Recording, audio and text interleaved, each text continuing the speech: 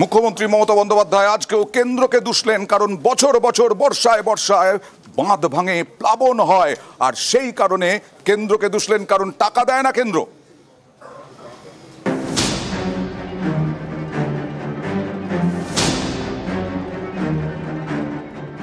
আগে বন্যা নিয়ন্ত্রণ এবং গঙ্গা ভাঙন এই দুটো সেন্ট্রাল গভর্নমেন্টের হাতে ছিল, এখনো আছে। 14 বছর 15 বছর ধরে আমরা কিন্তু কোনো পয়সা পাইনি।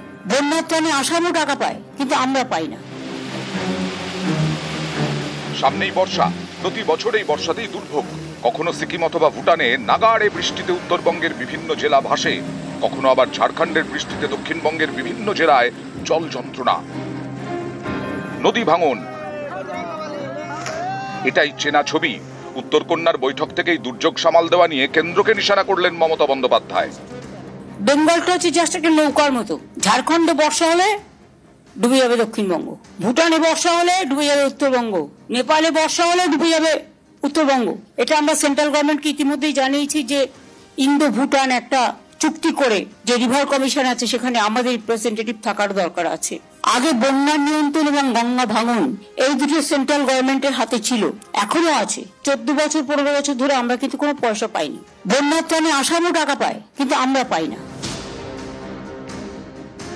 সিকিমে 14টা হাইড্রেল পাওয়ার করেছে, তো আপনারা এতগুলো হাইড্রেল পাওয়ার করলেন, সেন্ট্রাল গভর্নমেন্ট কেন পারমিশন দিল? এটা এনটিপিসি কে জিজ্ঞেস করো। আর আমাদের এখানে আমরা দুটো করার চেষ্টা করলাম, আমরা পারলাম না। খবর আমিও রাখি, কাদের থ্রুতে রাখা হয় এবং কাদের দিয়ে রিয়েল এস্টেট বিজনেসে হাজার হাজার কোটি টাকা শুনেছি আমি, খবর আমাদের কাছেও আসে। বর্ষা ইতিমধ্যেই শুরু হয়ে গেছে। গত কয়েক বছরে আপনারা আমফান থেকে শুরু করে নানা রকম সাইক্লোন আপনারা দেখেছেন। রাজ্য, জেলা, ব্লক স্তরে কন্ট্রোল রুম চালু করতে হবে এখন থেকে। ব্লকগুলো খুব ইম্পর্টেন্ট। সমস্ত অফিসার স্টাফদের সর্বোচ্চ সতর্কতার পর্যায়ে থাকতে হবে। এনডিআরএফ, এসডিআরএফ, ডিএমজি, সিভিল টিমগুলোকে সক্রিয় রাখতে হবে। সিকিম, ভুটানে কিন্তু ইতিমধ্যেই বর্ষা হচ্ছে, ফলে আপনাদের একটু সতর্ক থাকতে হবে। সারা পশ্চিমবাংলায় আমাদের একটা ডিজাস্টার ম্যানেজমেন্ট সিস্টেম আছে। আমি উত্তরকন্যাতেও একটা করতে বলবো। দরকার হলে ইন্টারনাল ফোনের ব্যবস্থা করতে হবে, প্রত্যেকটা জেলার সাথে কমিউনিকেশন, এবং জেলাগুলো আর ব্লকের সাথে কমিউনিকেশন। সেখানে গাছ আমাদের বেশি করে পুঁততে হবে। ফরেস্ট ডিপার্টমেন্টকে বলে ঘাসগুলো বর্ষার সময় যেন লাগানো হয়। নিউজ 18 বাংলা। পর কয়েকদিন বৃষ্টিতে, ভারী বৃষ্টিতে বিধ্বস্ত উত্তরবঙ্গ, আর অন্যদিকে সিকিমেও ভয়াবহ হাল, বিশেষ করে উত্তর সিকিমে।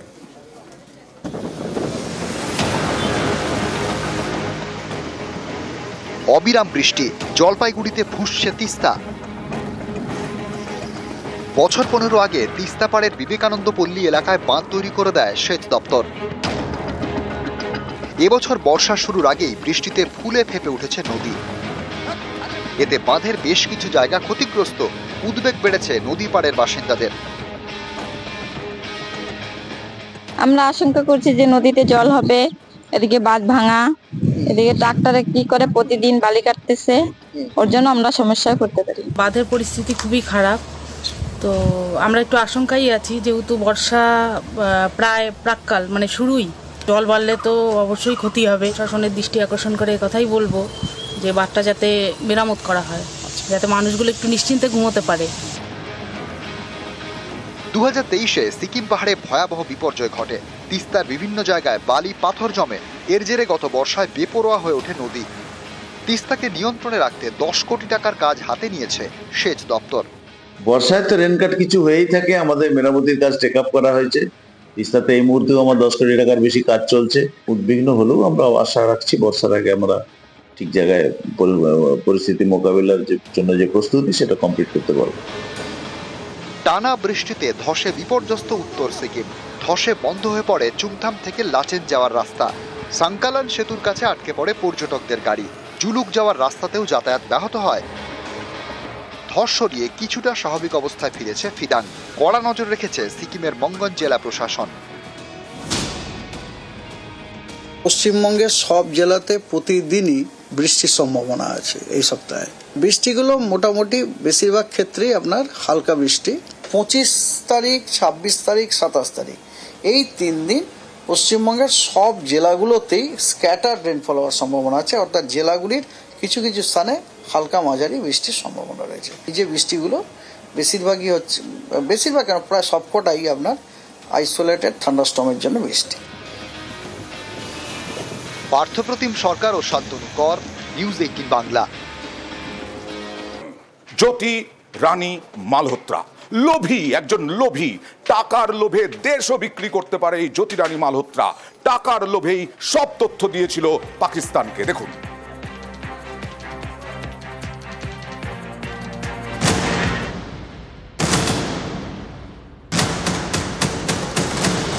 জ্যোতির জালওয়া শেষ। গোয়েন্দাদের জেরায় পাকিস্তান যোগ স্বীকার করেছে পাকচর জ্যোতি মালহোত্রা। টাকার বিনিময়ে আইএসআইকে তথ্য পাচারের কথাও স্বীকার করেছে জ্যোতি। পেহেলগাঁও হামলার আগে যে সে কাশ্মীরে গিয়েছিল সেটাও মেনে নিয়েছে।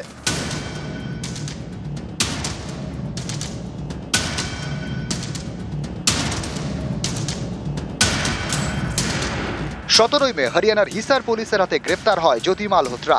তারপর থেকে হরিয়ানা পুলিশ, এনআইএ এবং ইন্টেলিজেন্স ব্যুরো যৌথ জেরা চলছে। এই জেরাতেই পাক যোগ স্বীকার করে নিয়েছে জ্যোতি। জেরায় গোয়েন্দাদের সে জানিয়েছে 2023 সালে পাসপোর্ট তৈরির জন্য দিল্লিতে পাক হাইকমিশনের অফিসে যায়। সেখানেই আহসান উর রহিম ওরফে দানিশের সঙ্গে তার পরিচয়। এই দানিশ পাক হাইকমিশনের কর্মী। দানিশের সঙ্গেই পাক হাইকমিশনের পার্টিতেও দেখা যায় জ্যোতিকে। ইউটিউবার জ্যোতি, চ্যানেলে লক্ষ লক্ষ সাবস্ক্রাইবার, অনেক টাকা রোজগার। এই সাবস্ক্রাইবারদেরই ঢাল করার চেষ্টা করছে জ্যোতি। গোয়েন্দাদের কাছে কুমিরের কান্না কেঁদে সে জানিয়েছে সহজে টাকা রোজগারের লোভেই দানিশের প্রস্তাবে রাজি হয়। ইউটিউব চ্যানেলে লাইক এবং সাবস্ক্রাইবার বাড়ানোর লোভেই বারবার পাকিস্তানে যায়। পেহেলগাঁওয়ে পাক জঙ্গি হামলার কিছুদিন আগে কাশ্মীর এবং পাকিস্তানে যাওয়ার কথাও মেনে নিয়েছে জ্যোতি। জানিয়েছে পাকিস্তানের সবকটা ট্যুরই পাক স্পন্সর্ড। জেরায় জ্যোতি জানিয়েছে পাক হাইকমিশনের কর্মী দানিশের মাধ্যমে আলী হাসানের সঙ্গে তার পরিচয় হয়। এই আলী পাকিস্তানে জ্যোতির থাকার বন্দোবস্ত করত। সাকিব এবং রানা শেহবাজ নামে আরও দুজনের সঙ্গেও জ্যোতির আলাপ করায় দানিশ। এই সাকিবের নাম্বার জট রান্ধুয়া নামে সেভ করা ছিল জ্যোতির ফোনে, যাতে কেউ সন্দেহ করতে না পারে। বিভিন্ন সোশ্যাল মিডিয়াতে সকলের সঙ্গে যোগাযোগ রাখত জ্যোতি। টাকার বিনিময়ে পাকিস্তানকে ভারতীয় সেনার বিভিন্ন তথ্য পাচার করত। ইউটিউবার জ্যোতি দেশের নানা প্রান্তে ঘুরেছে, কখনো পশ্চিমবঙ্গের ব্যারাকপুর, তো কখনো রাজস্থানের বারমের, কখনো পাঞ্জাবের অমৃতসর। তাৎপর্যপূর্ণ বিষয় হলো এই সব জায়গাগুলিতে রয়েছে সেনা ঘাঁটি। গোয়েন্দাদের সন্দেহ ব্লগিং এর নামে এদেশে সামরিক তথ্য পাকিস্তানে পাচার করত জ্যোতি। পাকিস্তানে গিয়ে লস্করে তৈবার ক্যাম্পে প্রশিক্ষণ নেয় জ্যোতি। প্রাক্তন পাক প্রধানমন্ত্রী নওয়াজ শরীফের মেয়ের সঙ্গেও তার ভালো পরিচয়।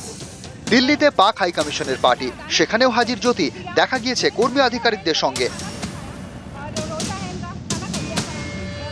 হরিয়ানার হিসারের মেয়ে জ্যোতি। দিল্লিতে পাক হাইকমিশনের পার্টিতে জ্যোতির সঙ্গে দেখা গিয়েছে হরিয়ানারই আরেক ইউটিউবারকে, রোহতকের বাসিন্দা নবাঙ্কুর চৌধুরী। এই নবাঙ্কুরও পাকিস্তানে যায়। इस बार मैं पूरे वर्ल्ड में गया हूँ, मैं पाकिस्तान सिर्फ एक बार गया हूँ भाई। ज्योति मेरी फैन थी, उन्होंने खुद अपनी वीडियो में बोला है कि भाई ये मेरे लिए फैन मोमेंट है जब वो मेरे से मिली थी और उन्होंने मेरे साथ वीडियो बनाई थी, फोटो खींची थी। अब मैं भाई किसी के अंदर झांक के नहीं देख सकता वो बंदा कैसा है कैसा नहीं है। उस दिन के पहले से मैं ज्योति को नहीं जानता था पर्सनली, मेरी कभी मुलाकात नहीं हुई थी। मैं पाकिस्तान हाई कमीशन क्यों गया था, क्योंकि जितने भी यूट्यूबर लोग पाकिस्तान विजिट करके आते हैं, पाकिस्तान एम्बेसी उनको बुलाती है। और सिर्फ मैं अकेला नहीं था भाई, बहुत सारे यूट्यूबर्स वहाँ पे आ रखे थे। গোয়েন্দাদের নজরে পাকচর জ্যোতি মালহোত্রা, নজরে তার ব্যাংকের লেনদেনও। গোয়েন্দাদের নজর রয়েছে আরো অনেক ইউটিউবারের ওপর। নিউজ 18 বাংলা। আর এই জ্যোতি রানী, আরমান, এদের মতো চর তৈরি করে আইএসআই। আইএসআই কিভাবে চর তৈরি করে? আইএসআই বিভিন্নভাবে ব্যবহার করে। আইএসআই এর কাছে কর্তারপুর সাহিব করিডোর অত্যন্ত গুরুত্বপূর্ণ। এই সাহিব করিডোরে যারা পর্যটক হিসেবে যান, বেড়াতে যান, সেই আইএসআই ঘনিষ্ঠ ইভাকুই ট্রাস্ট প্রপার্টি বোর্ডের দায়িত্বে কর্তারপুর সাহিব। সেই পর্যটকদের নিশানা করা হয় আইএসআই এর পক্ষ থেকে। জ্যোতির মতো কর্তারপুরে বেড়াতে যাওয়া পর্যটকদের বাছাই করে আইএসআই। আইএসআই এইভাবেই জাল ফেঁদে বসেছে এবং সেখানে লোভে পা দেবে এমন ব্যক্তিদের চিহ্নিত করে। শুধু কর্তারপুরেই নয়, বিভিন্ন জায়গায়, এমনকি সোশ্যাল মিডিয়াতেও জ্যোতির অবাধ বিচরণ আইএসআই এর নজরে, কারণ সোশ্যাল মিডিয়ায় যাদের অবাধ বিচরণ তাদেরকে টার্গেট করা হয়। দেশ ভাগে পরিবারের থেকে বিচ্ছেদেরও টার্গেট করে আইএসআই।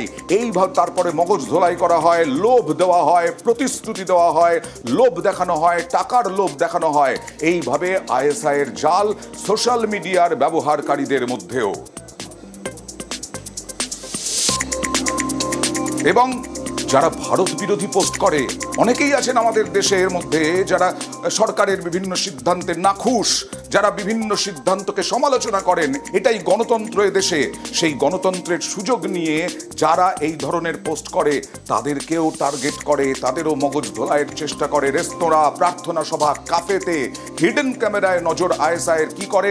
সেই হিডেন ক্যামেরার মাধ্যমে আলোচনাগুলো শোনে, কি আলোচনা হচ্ছে, দেশ বিরোধী আলোচনা হচ্ছে কিনা, তারপরে ব্যক্তি বিশেষে তাদের টার্গেট করা হয়।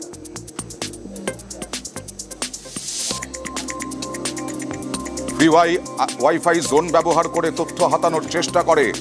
বিভিন্নভাবে আইএসআই এইভাবেই ফাঁদে ফেলার চেষ্টা করে, যেটা স্ক্রিনে দেখছেন নিউজ 18 বাংলায়, যেটা দেখছেন ব্ল্যাকমেল, টাকার লোভ, দেশ বিরোধী মানসিকতা, এই সমস্তকে কাজে লাগানোর চেষ্টা করে আইএসআই। গুপ্তচর সংস্থা পাকিস্তানের এইভাবেই চর তৈরির চেষ্টা করে, যাতে খবরাখবর এদেশের বিভিন্ন প্রতিষ্ঠান, বিভিন্ন সেনার গতিবিধি, এই সমস্ত কিছু যাতে পাকিস্তান সেনার কাছে যায়।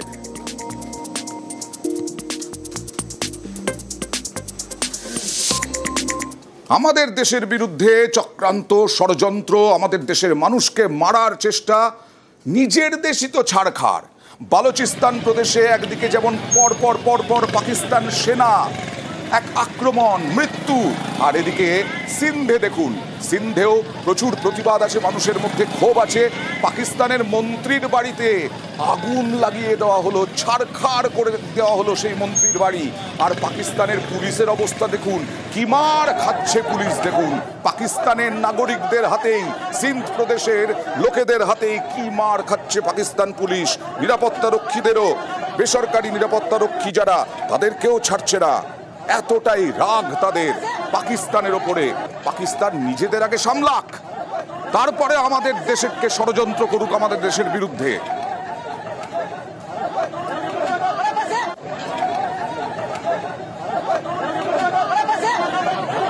ইন্টারনাল ডিস্টার্বেন্সে ওরা নিজেরাই নিজেদের পায়ে কুড়ুরি মারছে।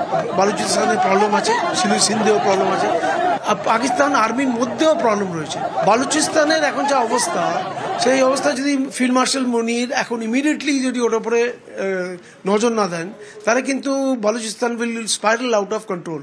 আর যার পথে পাকিস্তানের সম্বন্ধে সেটা খুবই বিপজ্জনক ব্যাপার হয়ে যাবে।